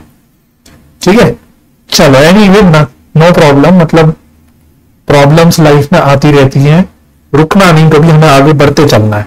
सेल ऑफ इन्वेस्टमेंट, तो कितनी रुपए की इन्वेस्टमेंट बिकी हमारी, ये बिकी 1000 रुपए की, 1000 रुपए की इन्वेस्टमेंट बिकी, राइट। अब ये 1000 रुपए कैसे कैसे दोगे, सबसे पहला नंबर किसका आएगा, स्पाउस के लोन का। स्पाउस का loan is equivalent to creditor only, it's like creditor only, bank का लोन के बराबर है, ये बाहर की लाइबिलिटी है, तो पहले आपको स्पाउस के लोन को पे करना है। तो कितना है स्पाउस का लोन, अगर आप चेक करोगे 2000 रुपए में स्पाउस के लोन के अगेंस्ट देने हैं, मतलब बेसिकली इंटरेस्ट है जब स्पाउस के लोन के अगेंस्ट देना है। ठीक है, तो 1000 रुपए पूरा इसी को देना पड़ेगा, बाकियों को तो हम कुछ नहीं दे पाएंगे। आगे बढ़ो, दूसरी इंस्टॉलमेंट पे आ जाओ। दूसरी इंस्टॉलमेंट किस चीज की हुई, sale of furniture, sale of furniture, ये सेकेंड इंस्टॉलमेंट हो गई। कितना पैसा आया इसमें से, इसमें आया 2000 रुपए। अब ये कैसे कैसे दोगे, 2000 में से 1000 रुपए तो किसको दे दोगे, 1000 रुपए हम लोग स्पाउस को दे देंगे, मतलब स्पाउस के लोन के अगेंस्ट दे देंगे, क्योंकि हमें 2000 देने थे, और बैलेंस पार्टनर्स के लोन के अगेंस्ट 1000 रुपए दे दोगे। समझ रहे हो ना, तो सिंपल ऐसे ऐसे बंटवारा करना है आपको। लो, दूसरी किस्त का भी बंटवारा हो गया, तो इससे क्या हुआ, स्पाउस का लोन खत्म हो गया बच्चों, पार्टनर का लोन भी खत्म हो गया, लोन खत्म सारे। अब सीधा पार्टनर्स के कैपिटल के नंबर आएगा, तो तीसरी किस्त कितनी है, तीसरी किस्त मशीनरी की 1200 रुपए, तो sale of machinery 1200, sale of machinery 1200। तो देखो ये खत्म हो चुका, यहां नहीं देना कुछ, ये खत्म हो चुका, यहां नहीं देना, तो सारा का सारा किधर देना है हमको, पार्टनर्स के कैपिटल में। साइड में आ जाते हैं, इधर आ जाओ, इधर आ जाओ। इन दो किस्त में तो हमने कुछ नहीं दिया, यहां पे हम 1200 रुपए देंगे। अब किस पार्टनर को कितना देंगे वो भाई बाद में जाके हम लोग नेक्स्ट टेबल में करके दिखा देंगे। चलो, चौथी किस्त क्या है भाई, चौथी किस्त बता दो फटाफट से। चौथी किस्त आई थिंक डेटर्स ही बच गया ना, नहीं स्टॉक बच गया, स्टॉक बच गया 4000, तो सेल ऑफ स्टॉक।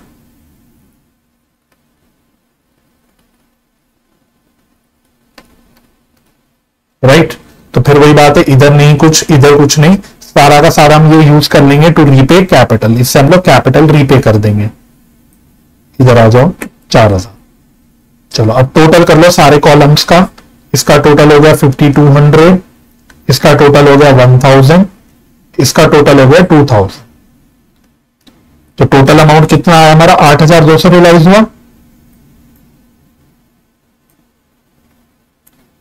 तो इसका आ गया टोटल 8200।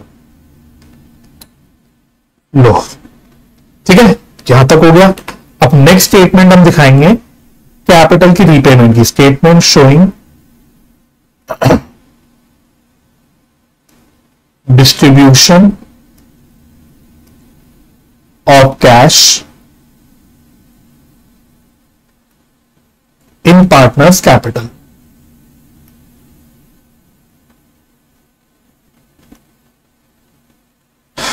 चलिए, तो पार्टनर्स के नाम क्या क्या है भाई? ए बी सी है। इनका प्रॉफिट शेयरिंग चेक कर लेना, 5:3:2 है। ए, पहले टोटल का कॉलम बना लेते हैं, प्रॉपर ही बना लेते हैं, पर्टिकुलर्स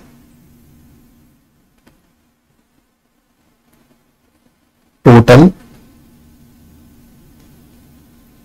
ए बी सी। तो पहले बैलेंस चेक कर लो कितने कितने हमको देने हैं। बैलेंस कितना कितना देना है, तो एबीसी का कैपिटल कितना कितना है? ये था 9600, 6000 एंड 8400। 9600 9600 फिर है 6000, सी का है 8400। इतना इतना हमको देना है। तो टोटल कितना कितना आ गया? टोटल कितना कैपिटल देना है हमको? 24,000। चलिए 24,000, ठीक है। अब एक एक करके करते हैं। पहली दो इंस्टॉलमेंट में तो हमने कुछ नहीं दिया पार्टनर्स को, तीसरी और चौथी में दिया। चलो, तो अब सीधा लिख दो, maximum loss if third instalment is the last instalment. तो कितना लॉस बियर करना पड़ेगा पार्टनर्स को? तो पार्टनर्स को 24,000 रुपए देने हैं। वैसे तीसरी किस्त में हमने कितने पैसे दिए? 1200 रुपए दिए पार्टनर्स को। तो अगर यही फाइनल अमाउंट है तो कितना नुकसान हो जाएगा पार्टनर्स का? समझ आ गया? तो कितना नुकसान होगा? 22,800 का होगा मेरे ख्याल से, 22,800। इसको हम लोग पार्टनर्स में बांट देंगे उनके पीएसआर में। इसका एक, चलो तो इसका आ गया 11,400, इसका आ गया 6,840,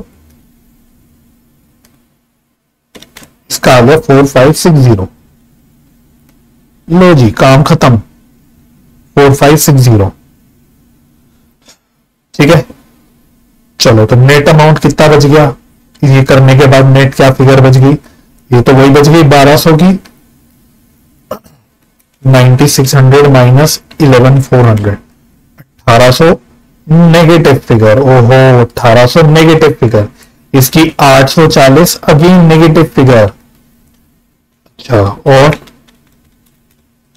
3840 पॉजिटिव फिगर। तो अब क्या समझ आया हमको? हमें दो पार्टनर्स की दिख रही है क्या? Negative figure. तो ये क्या है? डेफिशिएंसी है। तो पहली बात, अब दो पार्टनर्स की डेफिशिएंसी आ रही है। तो मोमेंट दो पार्टनर्स की डेफिशिएंसी आ गई। अब गार्नर वर्सेस मरे बेकार हो गया यहां पे, क्योंकि एक ही पार्टनर का प्लस आ रहा है, बाकी पार्टनर का नेगेटिव आ रहा है। बात समझ आ रही है? तो अब ये क्या करेगा? अब अकेले जिस पार्टनर का प्लस में बैलेंस आ रहा है वही दोनों की डेफिशिएंसी बियर करेगा, क्योंकि ए और बी इन रियलिटी तो लाएंगे नहीं ना कुछ पैसा, वो थोड़ी लाएंगे ये डेफिशिएंसी का अमाउंट। ये तो हम बस चेक कर रहे हैं अगर यही लॉस हुआ तो क्या होगा, अगर ये मेरी फाइनल लॉस की फिगर हुई तो क्या होगा। तो यहां ए और बी लाएंगे नहीं कुछ, तो अब हमें एडजस्टमेंट करनी पड़ेगी of deficiency. Adjustment of deficiency. देखो, तो 1800 रुपए इसको प्लस, 840 रुपए इसको प्लस, और पूरा का पूरा 26,400 कितना 2640 आ रहा है ना, यहां से माइनस। चलो, तो फाइनल अमाउंट चेक कर लो कितना आ रहा है। तो ये 0, ये 0, 3840 माइनस 2640, तो ये आ गया 1200। इसका मतलब मैं वही ग्रीन से कलर करता रहूंगा। इस किस्त में अकेले सी को ही मिलेगा पूरा का पूरा अमाउंट 1200 का, खाली सी को ही 1200 का अमाउंट मिलेगा, बाकी ए और बी को कुछ नहीं मिलेगा, उनको मिलेगा नील बटे सन्नाटा।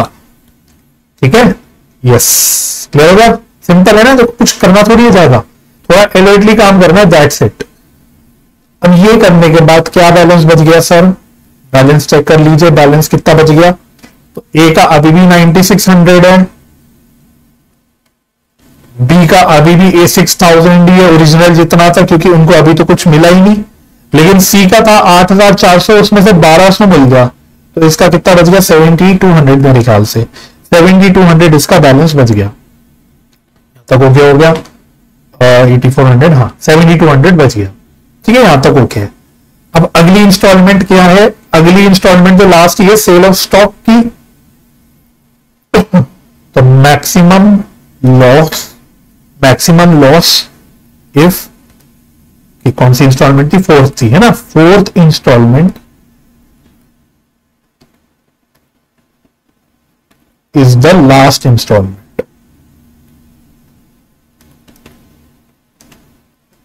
अच्छा, जो बैलेंस बचा इसका टोटल भी कर लो साथ साथ, 9,600 प्लस 6,000 प्लस 7,200, तो टोटल आ रहा है 22,800, ठीक है।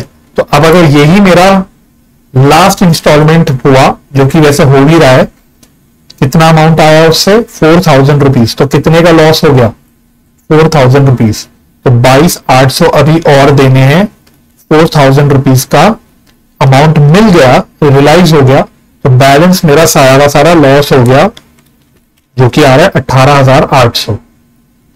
इस 18,800 को क्या करेंगे, वही 5:3:2 PSR में बांट देंगे तीनों पार्टनर्स में। तो देखो इसका आ गया 9,400, बी का आ गया 5,640, सी का आ गया 3,760। चलिए टोटल कितना है, ये आ गया 200 प्लस में आ रहा है, इसका भी प्लस में आ रहा है, कितना आ रहा है प्लस में, इसका आ रहा है 360 प्लस में, और इसका कितना आ रहा है 7,200 माइनस 3,760, इसका आ रहा है अभी 3,440 प्लस में। तो ये देखो ये मेरा बंटवारा हो गया, कितना अमाउंट आया था 4,000 रुपए आया था, तो कैसे कैसे बढ़ गया, ये ए को 200 मिल गया, बी को 360 मिल गया, सी को 3,440 मिल गया, ठीक है, यहां तक ओके हो गया। चलो ये होने के बाद अब क्या करना है, अब समरी बनानी है, बिकॉज अब इसके बाद तो कोई और है नहीं ना इंस्टॉलमेंट, अब सिर्फ समरी बनानी है सीधा। तो समरी क्या हो गई, what is the summarised position, capital balance था कितना ओरिजिनली, तीनों पार्टनर्स का कैपिटल बैलेंस था कितना ओरिजिनली 9,600, 6,000 एंड 8,400।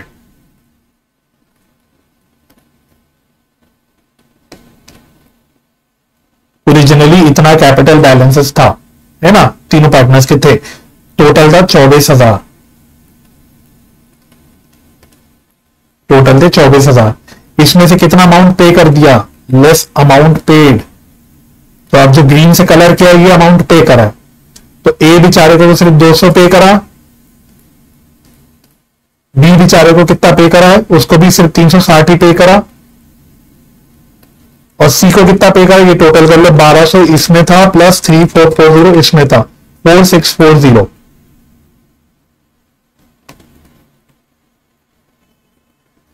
तो टोटल कितना अमाउंट पे करा, और वो बाद में आप चेक भी कर लेना, जो ऊपर की टेबल में हमने टोटल क्या होगा कैपिटल के नीचे का, उससे मैच कर लेना, 5,200 ही हमने टोटल पे करा। तो जो अब नहीं पे करा वो सबका सब लॉस हो गया, वो पार्टनर्स का नुकसान हो गया, तो 18,800 का नुकसान हो गया, इसको हम बोलेंगे लॉस, फाइनल लॉस है, ठीक है, this is the final loss. ऊपर वाले जो मैक्सिमम पॉसिबल लॉस हम बस नोशनली निकाल रहे थे, ये फाइनल लॉस है, इसको हम लॉस ऑन रियलाइजेशन भी बोल सकते हैं।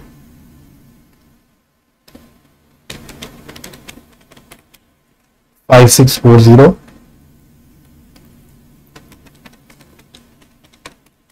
क्या रहा है 3,760, 3,760 ये फाइनल मेरा लॉस हो गया। अच्छा इसको आप चाहे तो 5:3:2 में बांट के देख लेना, सेम आपका आंसर आएगा, ठीक है, आप बांट के देख लेना।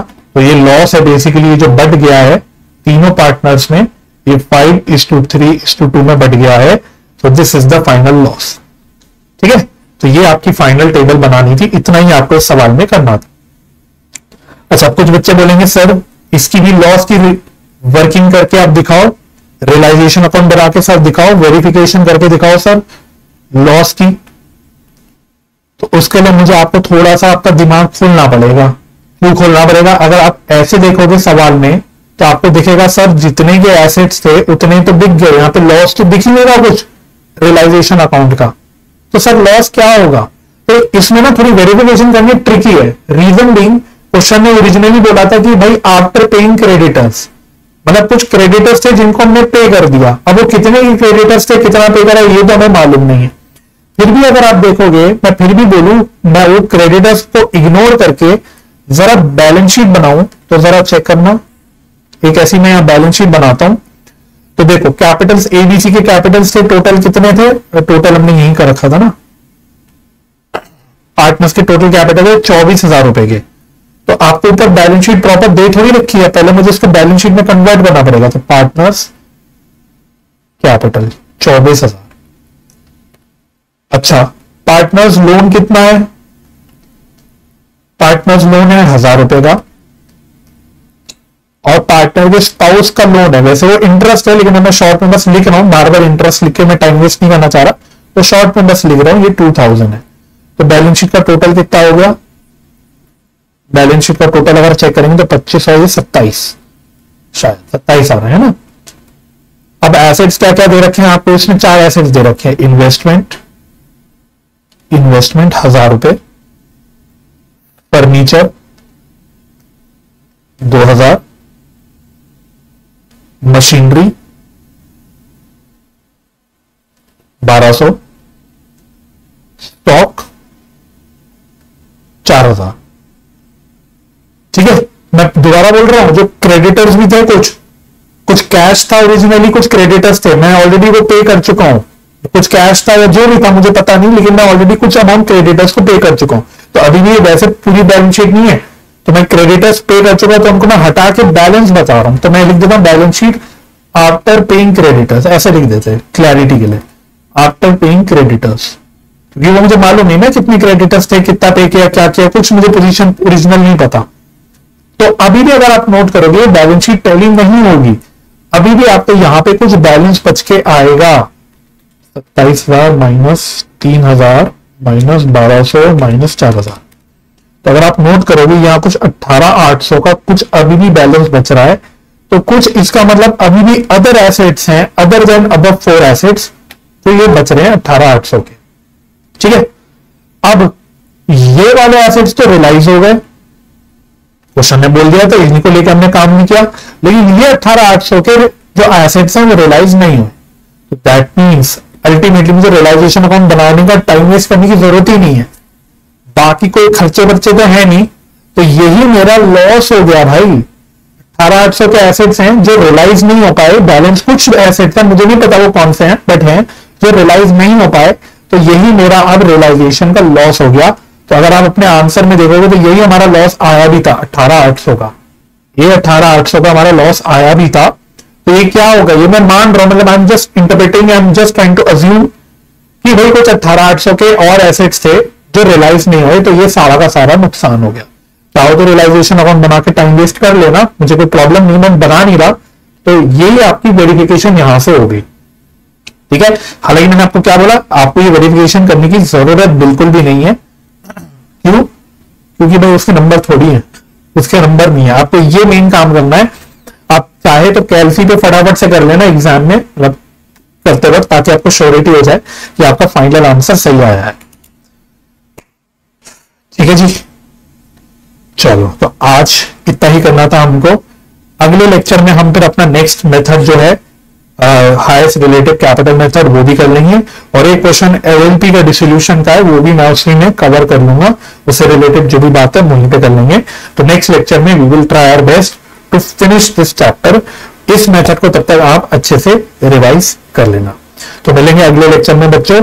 अगर आपको वीडियो लेक्चर में फुल लगी तो प्लीज इसको लाइक जरूर करके जाइएगा, इसको अपने दोस्तों के साथ शेयर करिएगा, अपने कमेंट भी जरूर डाल दीजिएगा। और अगर चैनल सब्सक्राइब नहीं किया आपने, मेरा छोटा सा चैनल है भाई, आपको पता ही है, तो प्लीज चैनल भी सब्सक्राइब कर दीजिएगा, बेल आइकन प्रेस कर दीजिएगा ताकि आपको फ्यूचर वीडियोस की नोटिफिकेशन आ जाए। बाकी अपना ख्याल रखिए, परिवार का ख्याल रखिए, हंसी खुशी रहिए, एक दूसरे की मदद करते रहिए और पॉजिटिव माइंडसेट से पढ़ाई करते रहिए। हम मिलेंगे अगले लेक्चर में, तब तक के लिए bye bye and take care.